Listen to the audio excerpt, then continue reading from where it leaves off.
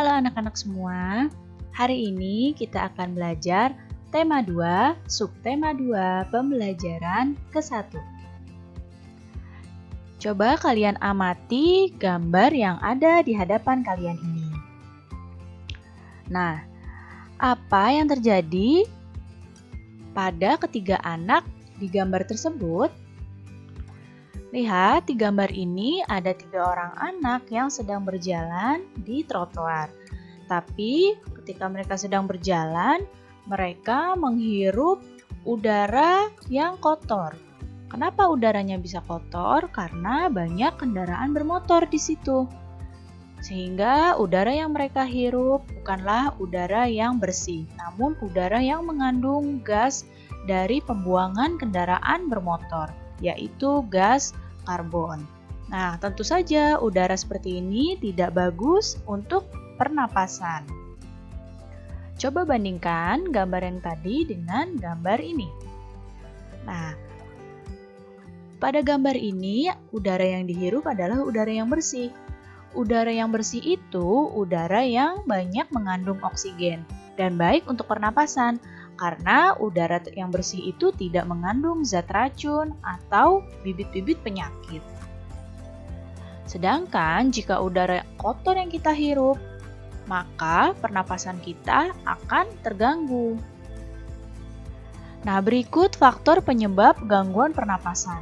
Yang pertama ada faktor fisik, yang kedua ada faktor penyakit, dan yang ketiga ada faktor lingkungan. Ketiga faktor ini adalah faktor penyebab dari gangguan pernapasan pada manusia. Sekarang kita bahas yang faktor fisik. Apa itu faktor fisik? Nah, faktor fisik itu merupakan faktor kelainan organ pernapasan yang terjadi sejak orang tersebut lahir, sehingga menyebabkan gangguan pernapasan.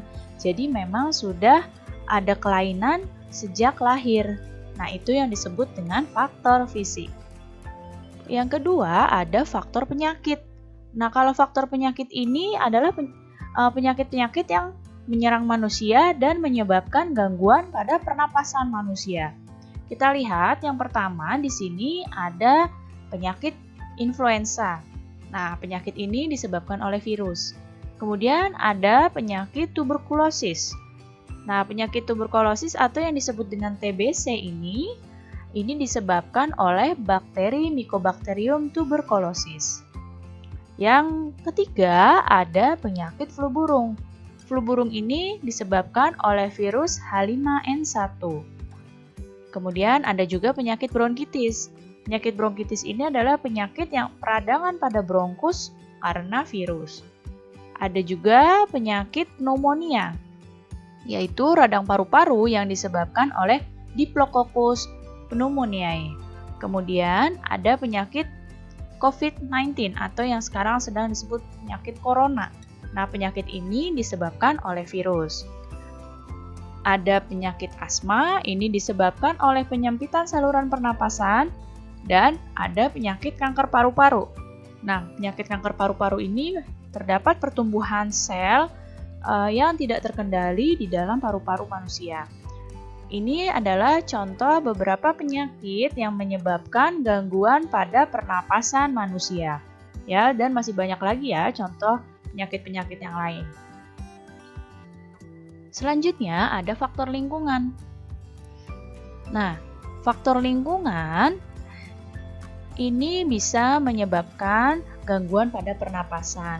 Contohnya asap dari kendaraan, lihat di sini kendaraan yang mengeluarkan asap, kemudian asap dari pabrik, dan juga asap rokok itu dapat mencemari udara. Kalau udara tercemar, menyebabkan ketersediaan oksigen di lingkungan tersebut jadi menipis sehingga kita merasa sesak saat bernapas. Tentu akan lain ya rasanya ketika kita berada di lingkungan yang sangat banyak kendaraan bermotor dengan di lingkungan yang di situ banyak pohon dan sedikit kendaraan. Akan terasa lebih segar lingkungan yang banyak pohon dan sedikit kendaraan. Contohnya di perdesaan. ya, akan bagus untuk pernapasan kita di lingkungan yang memang masih banyak pohon. Tapi kalau di perkotaan, kenapa udaranya kurang bagus dan bisa menyebabkan gangguan pernapasan? Karena banyak sekali asap kendaraan, asap pabrik, asap rokok itu sudah mencemari udara. Sehingga oksigennya sudah menipis dan terasa sesak ketika bernapas. Baik, cukup sekian ya penjelasan Ibu pada pertemuan kali ini. Mudah-mudahan kalian dapat paham dan mengerti. Terima kasih anak-anak semua. Sampai jumpa lagi.